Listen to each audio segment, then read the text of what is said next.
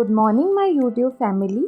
कैसे हैं आप सब? आई होप आप सब अच्छे होंगे and welcome back to the channel Maa and Jahan. आज है डे 2 मेरे 7 डेज हार्ड चैलेंज का, जिसमें कि मैं एटलीस्ट अपनी 5 आवर्स की स्टडी तो कंप्लीट करूँगी ही। और मैं 5:05 पे एग्जैक्ट अपने स्टडी टेबल पर आ गई थी और मैंने अपनी स्टडी का फर्स्ट स्लॉट स्टार्ट कर दिया था, जिसमें कि मैंने ज्योग्राफी क्लास 7th NCERT को पूरे से रिवाइज कर दिया।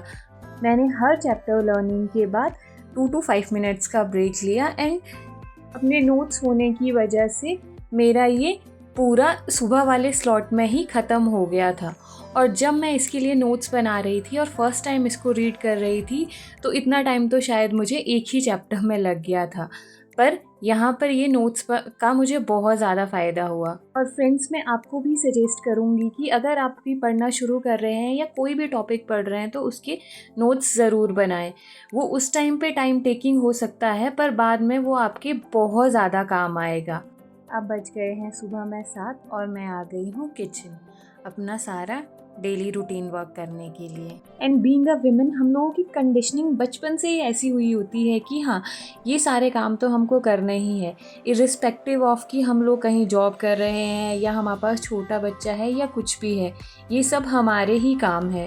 इवन ये बात हमें किसी ने मुंह से बोली ना हो, बट फिर भी हमारी सराउंडिंग ऐसी है कि हमने यही चीज़ देखी है कि हाँ, घर के सारे काम मम्मी ही करेगी। वैसे मेरे घर में तो ऐसा नहीं था।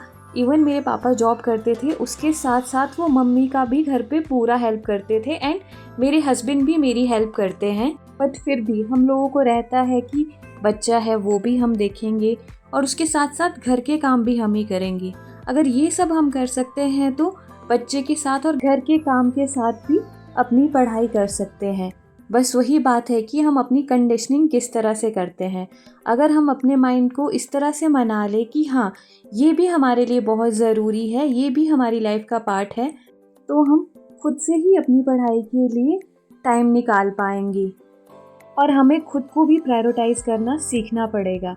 अदरवाइज़ अगर हम खुद को प्रायोरिटाइज़ नहीं करेंगे तो कोई भी हमें अपनी प्रायोरिटी पे नहीं रखेगा। हमारी जो बचपन से कंडीशनिंग हुई है वो चेंज करना आसान तो नहीं होता है, पर कहते हैं ना कि कोशिश करने वालों की कभी हार नहीं होती।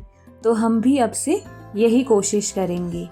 और यहाँ पर बज गए हैं शाम के 3 और मैं आ गई हूँ अपने last and final study slot के लिए, जिसमें कि मैंने पहले जो तुगलक डायनेस्टी का बच गया था वो कंप्लीट किया और उसके बाद स्टार्ट किया NCERT पॉलिटी, जिसमें कि आज का मेरा टॉपिक था लेजिस्लेचर, जो कि है चैप्टर 5 NCERT क्लास 11th का। और पूरे दिन में मेरी आज 5.25 घंटे की ही पढ़ाई हो पाई है। और आज के लिए बस इतना ही। मिलते हैं कल एक नए दिन एक नए व्लॉग के साथ। Bye bye.